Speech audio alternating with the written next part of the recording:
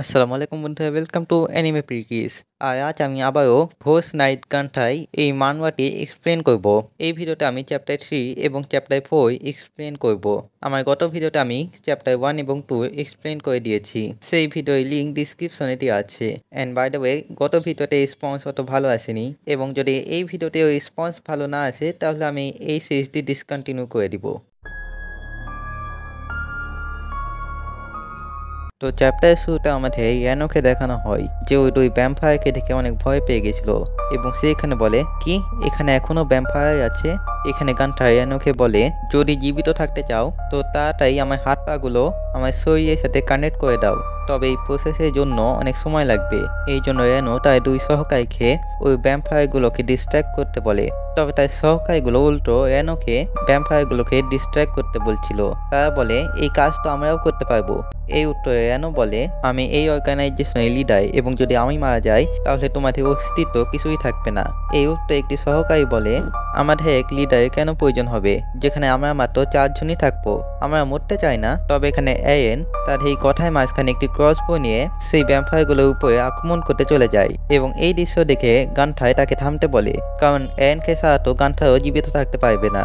তবে এখানে এন একটি ভ্যাম্পায়ারের উপরে আক্রমণ করে দেয়, তবে সেই ভ্যাম্পায়ারটি সেই ক্রসবোটি ধরে নিয়েছিল। এখানে এন আবার সেই ভ্যাম্পায়ারের উপরে আক্রমণ করে, তবে সেই ভ্যাম্পায়ারটি তার আক্রমণটিকে ডজ করে নেয়। এন আবার আক্রমণ করে, তবে সেই ভ্যাম্পায়ারটি আবার ডজ করে এনকে ধরে ফেলে, এবং সেইখানে বলে দেখো সে দেখতে অনেক সুন্দর, আমি নিশ্চিত মিস্টার ব্যাংকাল একে নিশ্চয় পছন্দ করবে। তখন সেখানে আরও একটি ভ্যাম্পায়ার এসে বলে হ্যাঁ তুমি ঠিকই বলছো, এখন একে আমাকে দিয়ে দাও। কি তোমার মাথা সটকে গেছে নাকি? তুমি সত্যি ভেবেছো যে আমি এত সুন্দর চেহারা তোমাকে দিয়ে দিব? কি এটা কেমন কথা হলো?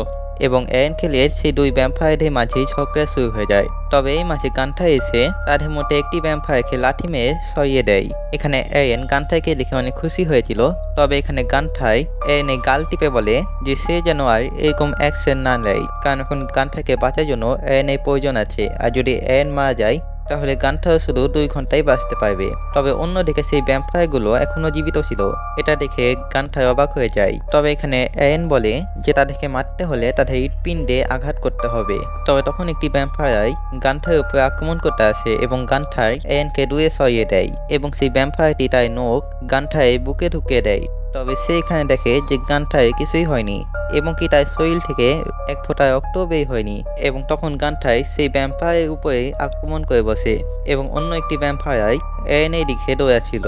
তবে গানটা এসে সেই ভ্যাম্পায়ারটিকেও দূরে সরিয়ে দেয়।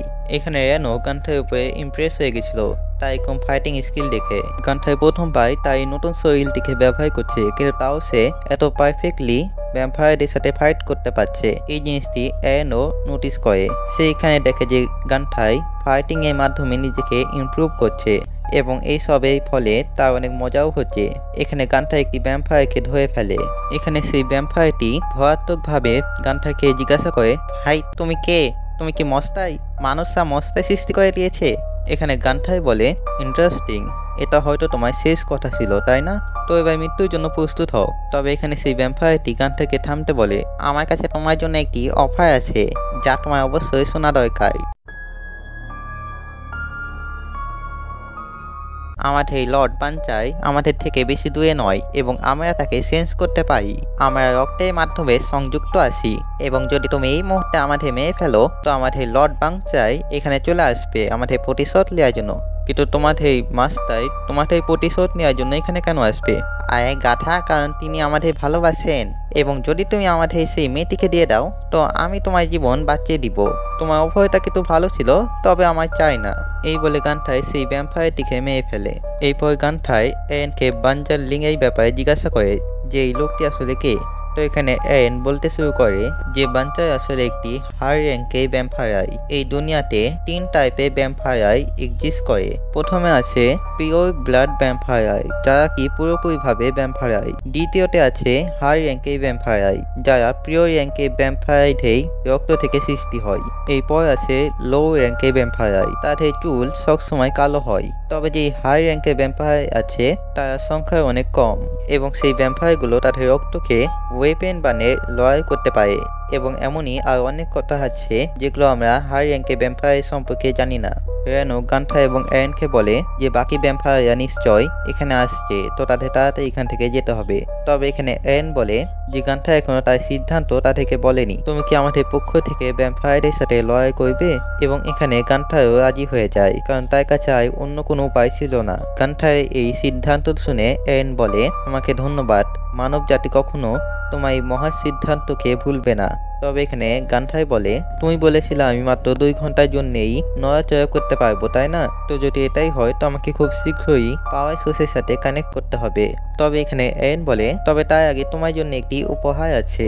অ্যান্ড এই সাথে এই চ্যাপ্টারটি শেষ হয়ে যায়। তো আশা করছি আপনাদের এই ভিডিওটি ভালো লেগেছে। যদি ভালো লেগে থাকে তাহলে লাইক করবেন, শেয়ার করবেন, কমেন্ট করে জানাবেন আপনাদের এই মানওয়াটি কেমন লাগছে।